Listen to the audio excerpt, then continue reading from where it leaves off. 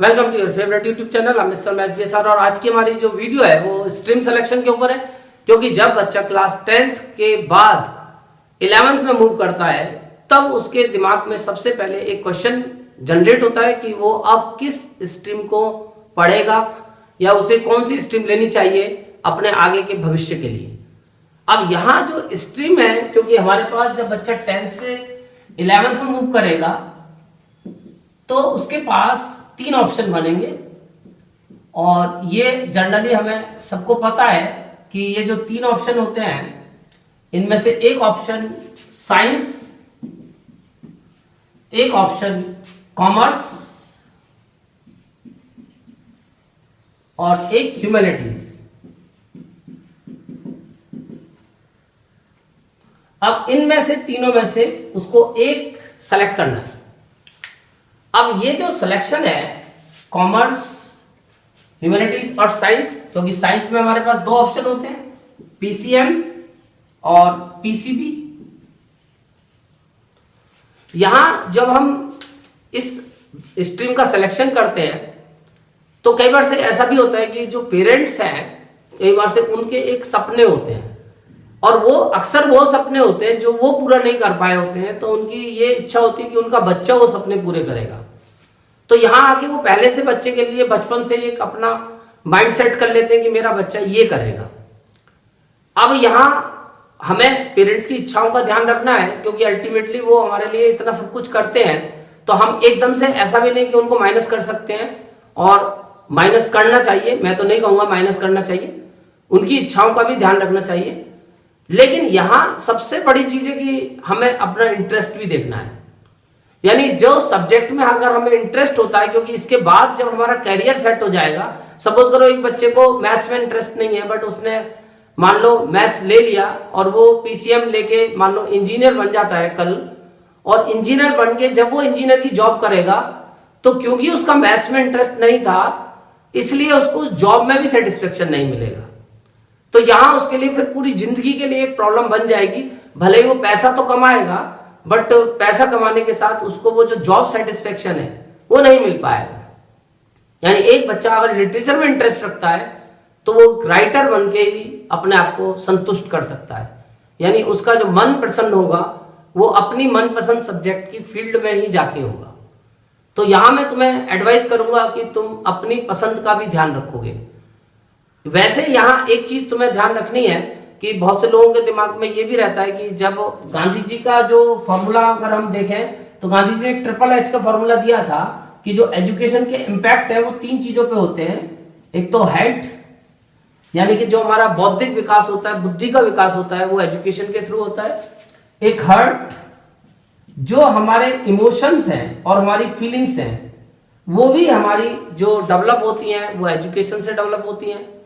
और तीसरी हैंड, यानी जो हमारी आजीविका का प्रबंध होता है, हाथों से जो हम आत्मनिर्भर बनते हैं, वो निर्भरता भी हमें एजुकेशन से ही मिलती है।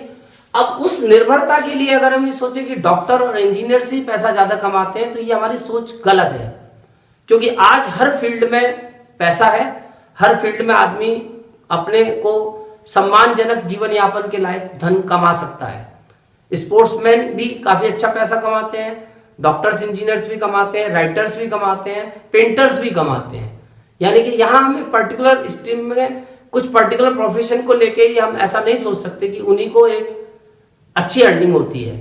तो इसलिए फिर मेरा मानना यह है कि अगर हम CA बनते हैं या अगर हम CS बनते हैं तो भी हम अच्छी अर्निंग कर सकते हैं।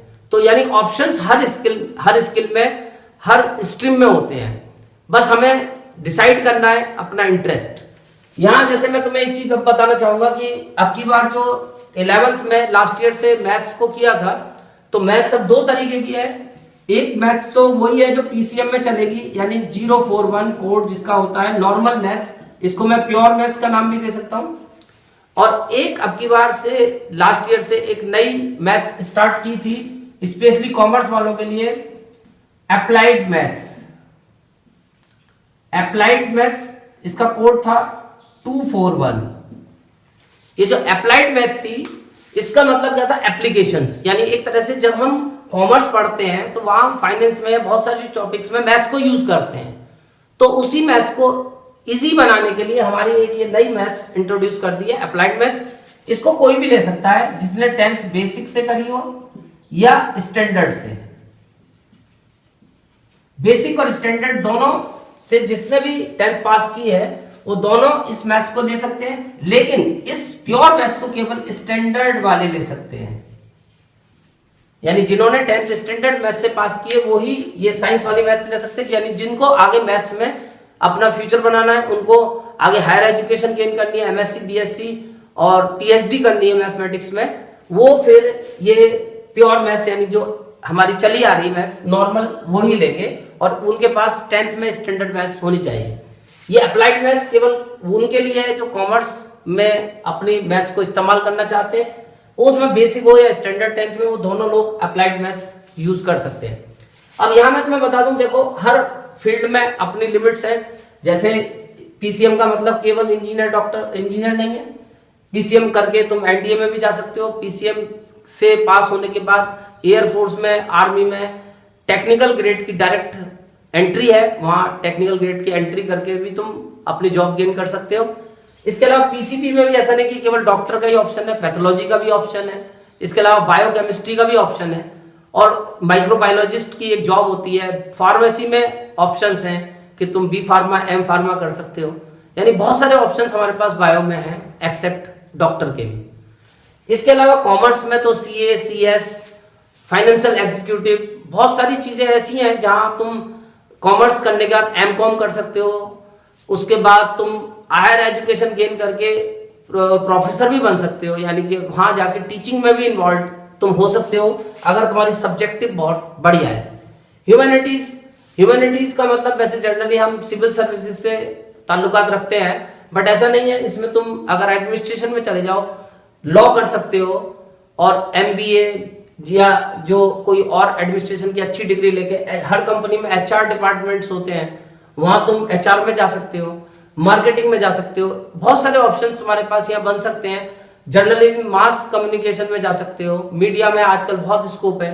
तो कुल मिला के हर स्ट्रीम में अपना अपना बहुत बड़ा बड़ा फील्ड है और हमारे को बस अपने सब्जेक्ट की अच्छी नॉलेज होनी चाहिए। तो यानी स्ट्रीम सिलेक्शन अपनी रुचि के हिसाब से, अपने पेरेंट्स की इच्छाओं को ध्यान में रख के और चारों तरफ के एनवायरनमेंट को देखते हुए कि कौन सी स्ट्रीम में अब ग्रोथ अच्छी है और ट्रेडिशनल जो चल रहा है उसको तुम्हें लीक पर चल के नहीं आगे काम करना है कि नहीं यही करना है, ऐसा कुछ नहीं है। हर स्ट्रीम में ऑप्शंस हैं। Thank you.